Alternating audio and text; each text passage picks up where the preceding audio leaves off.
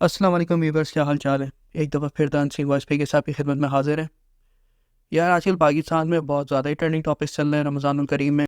एक तो जेडीसी की तरफ से खिलाया जाने वाला शतरमुर्ग ट्रेंडिंग पे चल रहा है, और दूसरा ये कि कल पाकिस्तान क्रिकेट बोर्ड ने बाबर आजम को फिर वाइट बॉल का कैप्टन बना दिया है। तो सोचा ज़रा इस पर बात की जाए।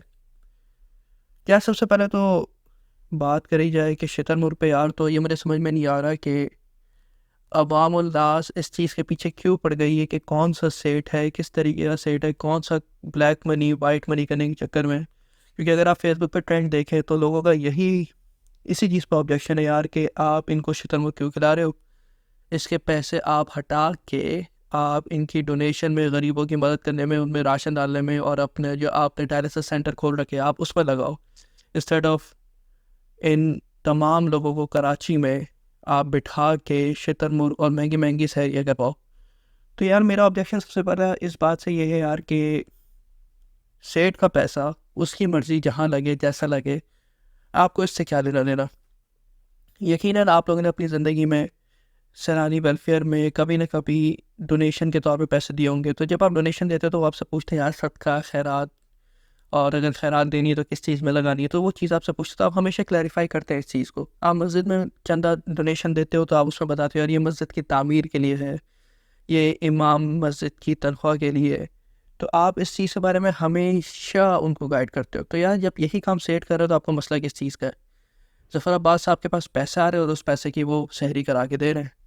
उन्होंने आपके और हमारे फंड से लेके तो किसी की सहरी नहीं करवा रहे ना, हमारे और आपके पैसे के तो शतरमुर्ग नहीं करा रहे ना। आपका और मेरा पैसा जो उनको मिल रहा है उसको वो सही इस्तेमाल कर रहे हैं। जिस तरह वो हज़ारों काम कर रहा है, आईटी सेंटर बनवा रहा है, स्कूल बनवा रहा, डायलिसिस सेंटर बनवा रहा, और अभी इनका मैंने सुना कि ये जो नशे में आदी जो लोग होते हैं उनके लिए एक पूरा एक हैबिलिटेशन सेंटर बना रहे हैं, उसमें पैसा लगा रहा है। तो यार ये तो पैसा उसमें लग रहा है, तो आपको इससे क्या लेना देना कि आपके जेब का पैसा कहीं से भी नहीं है। सेठ का ब्लैक मनी हो, वाइट मनी हो, पिंक मनी हो, यार वो जिस तरह निकाल रहा है वो आपको खिला रहा है। वो सवाब की नीयत से करा रहा है, वो पैसा अपना काले को सफ़ेद करने की नीयत से करा रहा है, वो अच्छा लगता है। अल्लाह का मामला। यार आप जाओ और आप खाओ।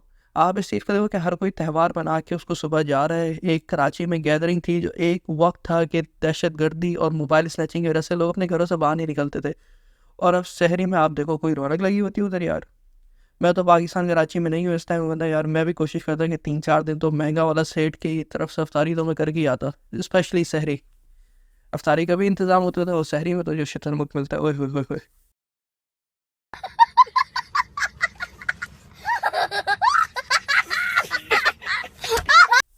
मैंने तो वो खा के आने थे यार, कभी ज़िंदगी में से शतरमुर्ग खाना नसीब नहीं हुआ।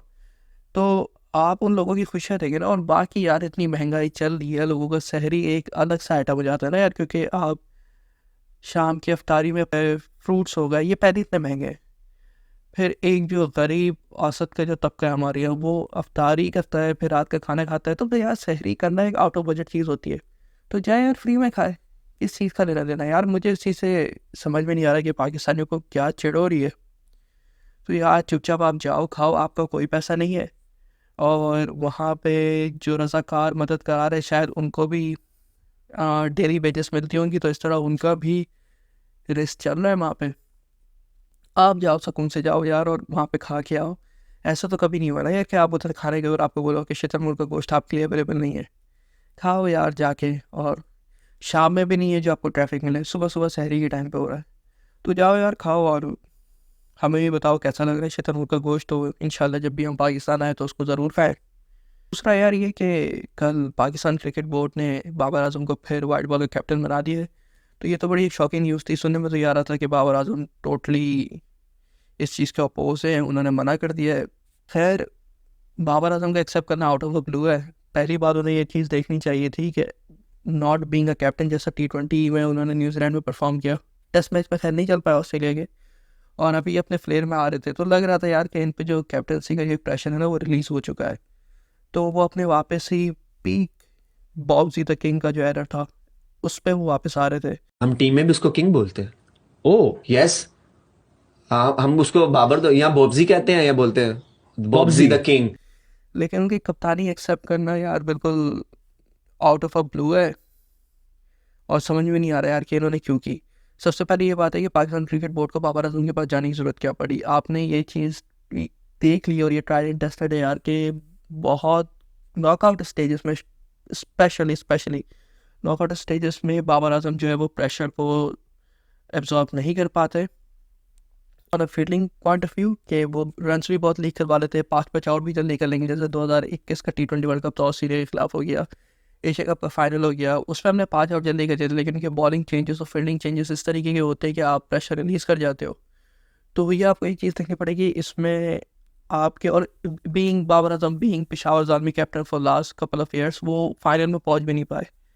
तो आपको इस चीज़ को देखना पड़ता है यार कि आप बाबर आजम के पास वापस चल गए, आपके पास मोहम्मद रिजवान, जैसे शाहिद अफरीदी साहब की, खैर शाहिद अफरीदी साहब का भी जो ट्वीट करना था वो अपने दामाद शाहीन शाह अफरीदी के गुस्सा निकालने के लिए था। उन्होंने मोहम्मद रिजवान का नाम अपनी ट्वीट पर डाल के एक रिफ्ट क्रिएट करने की कोशिश की है। इस चीज़ को साइड पर रखते हैं। दूसरी बात यह है कि यार कि जहाँ तक मोहम्मद रिजवान की बात है यार, वो एज आ captain, T20 captain Multan Sultan को 4 दफ़ा फाइनल्स में खिलवा चुका, 2 दफ़ा जीता है, 2 दफ़ा हारा है। तो मोहम्मद रिजवान आपकी डायरेक्ट चॉइस नहीं बनती थी। तो बाबर आजम किस तरीके से आए? या तो शादाब खान बनती थी कि शादाब खान आपके अरसों से T20 के वाइस कैप्टन रहे, तो आपने उनको क्यों नहीं बताया? आपके पास बाबर आजम के पास वापस जाने का आपके पास ख्याल में आया ही कैसे यार? ये बिल्कुल ही बेसलेस और सेंसलेस बात थी। ये एक चीज़ को रेफ्टी क्रिएट करेगा, क्योंकि आप कुछ भी कर लो, आप एक एफर्ट करते हो ना अपनी कंपनी में भी, अगर आप एफर्ट करते हो तो आपकी कोशिश होती है यार कि अगर जब आपका मैनेजर दूसरी टीम में जाएगा या आपका सीनियर टीम लीड कोई दूसरी टीम में जाएगा तो आपको प्रमोशन मिले, क्योंकि आप मेहनत करते हो। Same goes for Mohammad Rizwan और शादाब खान। इन्होंने यार अपने, अभी शादाब खान ने PSL पे ये तो आया, मोहम्मद रिजवान हमेशा आपको PSL के फाइनल में ले जाते, तो फॉर श्योर उनके दिमाग में भी होगी यार कि नेक्स्ट कैप्टनसी उन्हें मिले।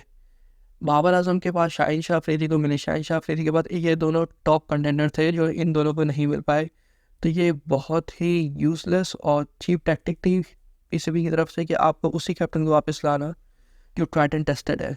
बाबर आजम बीइंग अ बाबर आजम, आपको उन्हें 3rd नंबर पे खिला के उनसे आपने मैक्सिमम रन्स निकलवाने थे without any pressure of carrying his team through a captaincy. तो आपने ये बहुत ही एक अननेसेसरी स्टेप है, ये टीम में रिफ्ट क्रिएट करेगा।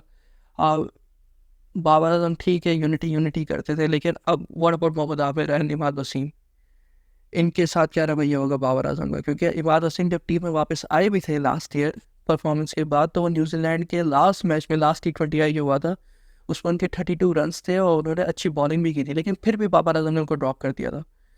तो अभी तो खैर मोहम्मद आमिर और इमाद वसीम मोहसिन नकवी साहब से टोटली इस चीज़ पर श्योरिटी लेके आए कि matches leading up to world T20 जो 2024 में हो रहा है, सारे मैचेस खेलेंगे। तो हो सकता है यहाँ पे वो सेफ रहे, लेकिन फिर भी यार के टीम में जो एक मोचो होता है ना यूनिटी का, वो दिखना बड़ा मुश्किल होगा कि शाहीन शाह अफरीदी भी उस चीज़ से निकल के आ रहे हैं यार कि उनसे रातों रात कैप्टनसी छीन ली गई। ज़रा ये बता रहे कि उनकी तरफ से जब PCB ने स्टेटमेंट दे दी, वो तो उन्होंने दी भी नहीं थी, वो तो सो रहे थे रात में, और PCB ने उनकी तरफ से एक स्टेटमेंट जारी कर दी कि मैं बाबर आजम के साथ खेलूँगा, फलाना ढमकाना जो भी चीज़ें थी। तो खैर ये भी गलत हुआ है। तो T20 वर्ल्ड कप में कुछ महीने ही रह गए हैं, अभी हमारे पास कुछ सीरीज़ आ रही हैं अच्छी जिधर हम, जैसे न्यूजीलैंड है वो तो खैर अपनी B टीम ही भेजेगा क्योंकि IPL चल रही है। तो आपका T20 है उनसे, तो यार जम नहीं रही है बात। अच्छा लगता है कि मोहम्मद रिजवान को अगर आप T20 कैप्टन बनाते तो वो एक नाइस और हम्बल नेचर का भी प्लेयर है, तो वो टीम को अच्छे से लेके चलता। तो देखना पड़ेगा यार क्या बनता है। बाकी उम्मीद है यार कि इंशाल्लाह हम वर्ल्ड कप जीतें। और बाबर आजम जो अपनी एक फ्लेयर में वापस आ रहे थे ना, पीक बाबर आजम जो 2020 और 2021 के बाबर आजम थे, वो जो उनका एक बैटिंग का फ्लो था जो दिख रहा था, अभी वो वापस आने शुरू हुआ था। होपफुली कैप्टनसी के प्रेशर के साथ वो चीज़ वापस स्लो डाउन ना हो जाए और वो अपना बैट कैरी करे हर मैचेस में, ताकि पाकिस्तान को T20 वर्ल्ड कप तो जितवाए यार। ठीक है जी, वीडियो समझ आ रही है तो ज़रूर लाइक एंड सब्सक्राइब करेगा। ओके, अल्लाह हाफ़िज़।